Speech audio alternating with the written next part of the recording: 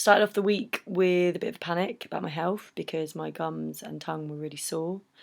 And I looked up the symptoms and it said scurvy, which is utterly ridiculous.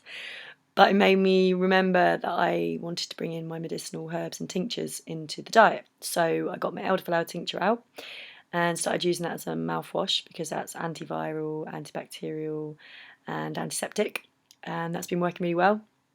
It's also really good for your immune system, so I've been taking that every morning, along with sea buckthorn berry tincture that I've made, which you can get along the coast in most sand dunes, so that's totally local, and that's really good for your immune system. That's got really high vitamin C content. Failure was I had training for a new job and had to get up really early and was really tired from a bad night's sleep and nearly fell asleep in front of the training session.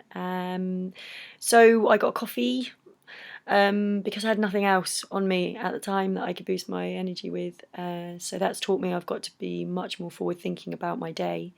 If I'm going to be out all day, I have to plan my lunch and my dinner and snacks because I can't rely on getting stuff from shops. Baked my first loaf of bread and pitta this week, so I've had that towards the end.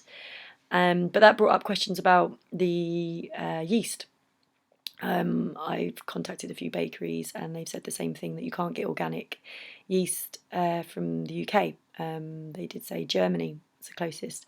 So that's made me ask a lot of questions about our basic staples and the processes they go through and if they can be 100% 100 mile. Another failure was making mayonnaise. That is not as simple as easy as people make out. I wasted a lot of eggs, a lot of patience, and a lot of expensive rapeseed oil. Next few weeks are going to be about fermenting and storing and preserving the glut of vegetables that I've got from my new veg box from Sims Hill Shared Harvest that's just up the road. If you're going to live a 100-mile diet, you're going to live seasonally. So there's not an awful lot for the end few months of the year.